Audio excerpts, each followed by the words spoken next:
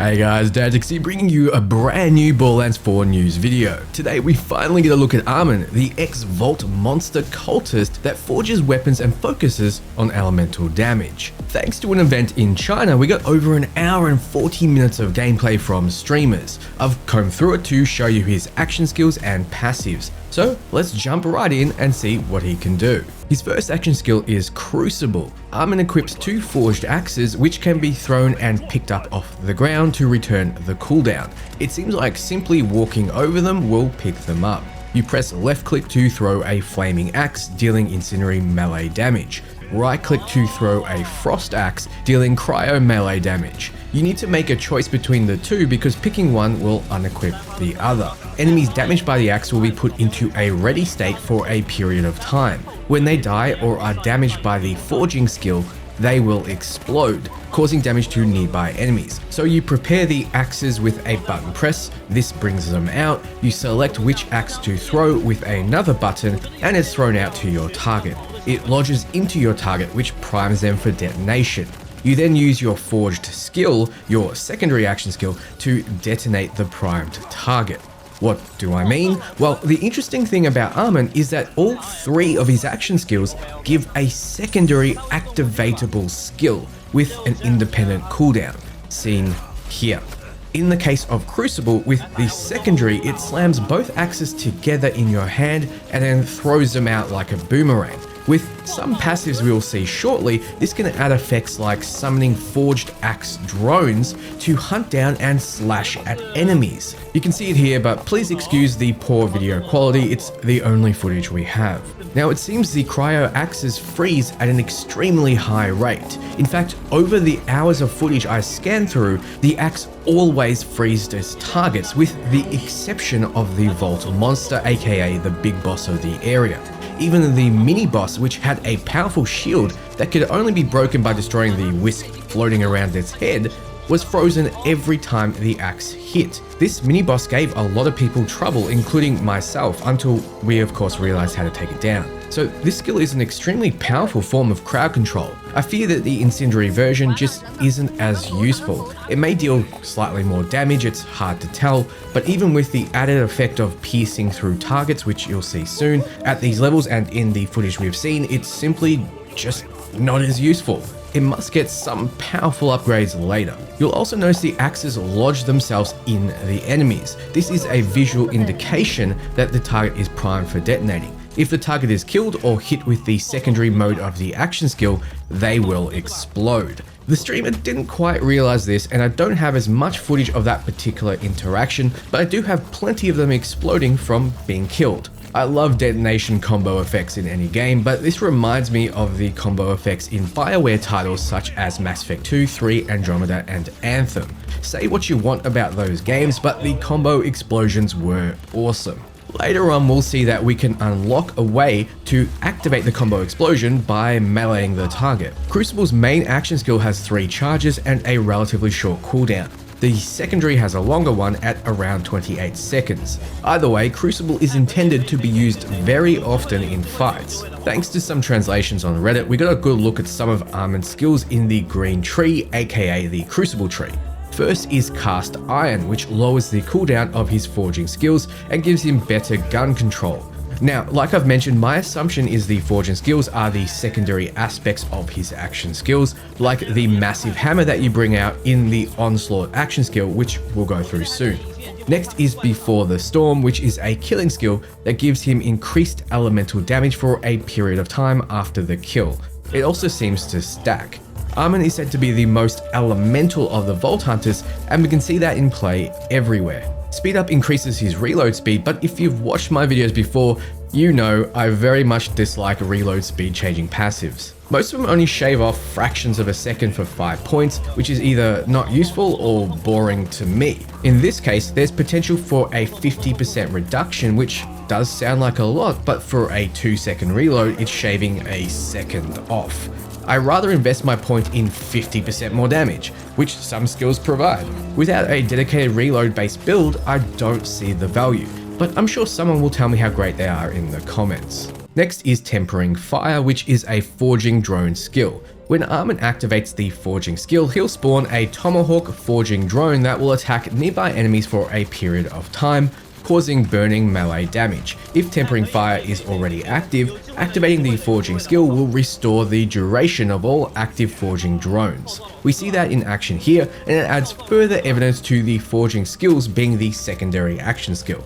By activating it, we summon the drones, which are floating axes that attack enemies in melee. So Amon can turn into a pseudo pet class with the right build.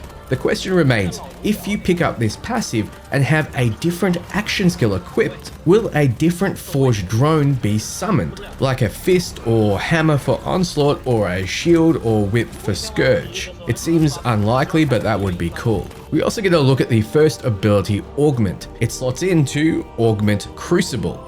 After Amon damages an enemy with his forged axe, his movement speed will increase for a period of time, and he can use melee attacks to detonate the prepped enemy. Detonating the flame axe will restore the active cooldown of this ability. Detonating the frozen axe will restore the cannon's cooldown. Cannon is ordnance mistranslated, so this makes both your action skill and your ordnance have a much lower cooldown, letting you spam them much more often. The ordnance in particular suits a grenade, throwing weapon, or heavy weapon build. Really nice. Note that it also lets you melee to detonate, so this would encourage you to be a brawler. It also gives a reason to use the incendiary version of this axe, as it means you can spam it more often. Then we have another passive. When Amon reloads, he gets bonus shock damage for a short duration, so a way to burn through shields naturally, since both frost and incendiary don't help in that department, and Amon is meant to be the elemental guy after all.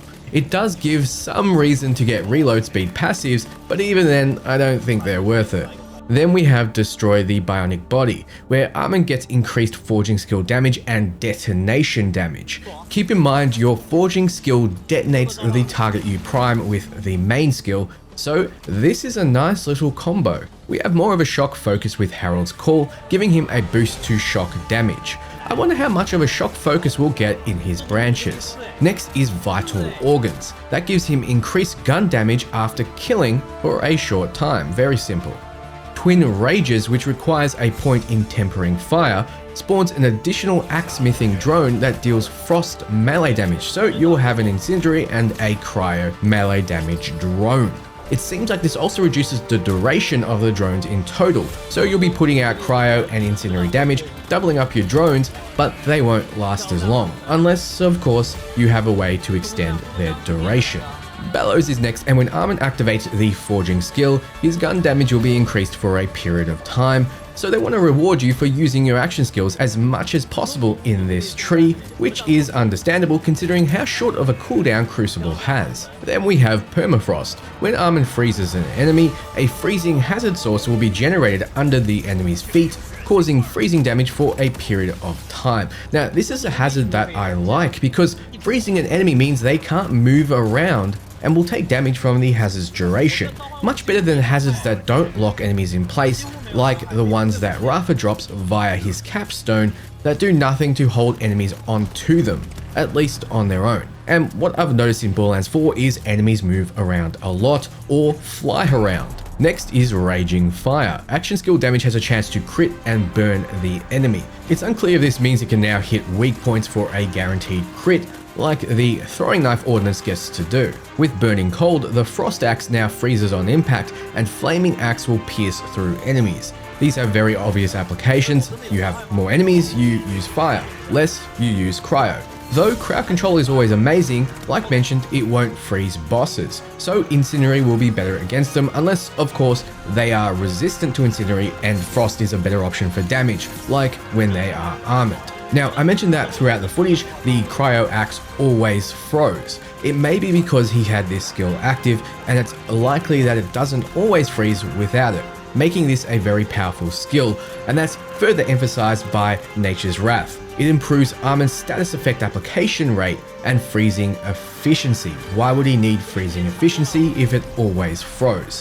When he activates an action skill, this rate is doubled. It seems like it gets up to 50% each, which certainly will make freezing enemies and applying dots very easy. Now let's take a look at his next action skill in the red tree, Onslaught.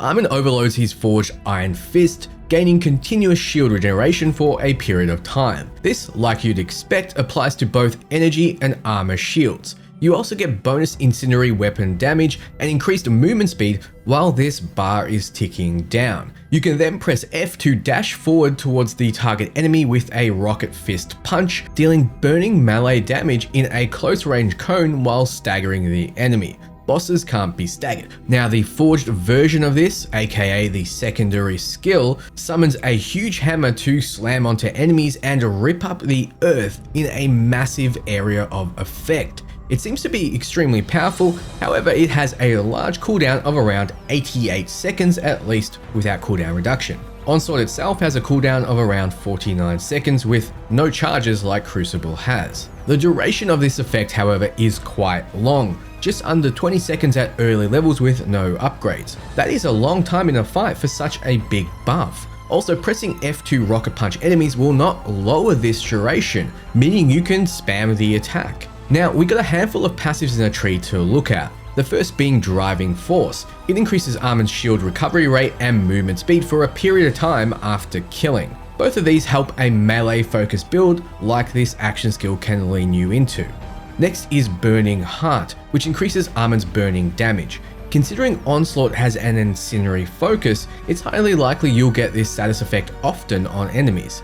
Chaos is next, and it increases his melee critical strike chance. It's nice to be able to crit in melee since it's so easy to crit via gun damage, and that's one of the reasons gun damage DPS seems higher, at least when you play casually. Amon can really lean into the brawler archetype, especially with heavy plate armor, which increases his max shield capacity and his overshield capacity. Now, that's everything we know about Onslaught.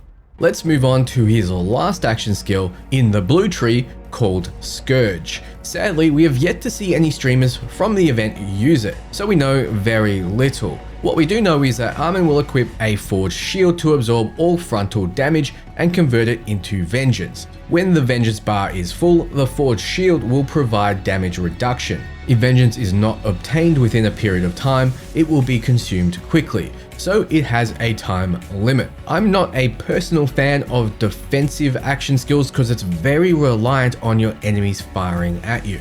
Pressing F fires a forged wave, dealing frost damage to all enemies it passes through, consuming damage from the Vengeful Rage boost. So you convert that damage reduction into damage. We also know the forged action skill part of this, aka the secondary option, will be a firewall that burns enemies that come into contact with it. So equipping Scourge will give you a way to do cryo and incendiary damage. To give us a better idea of what this action skill is, we have an augment over in the Scourged tree, Crackling Chill.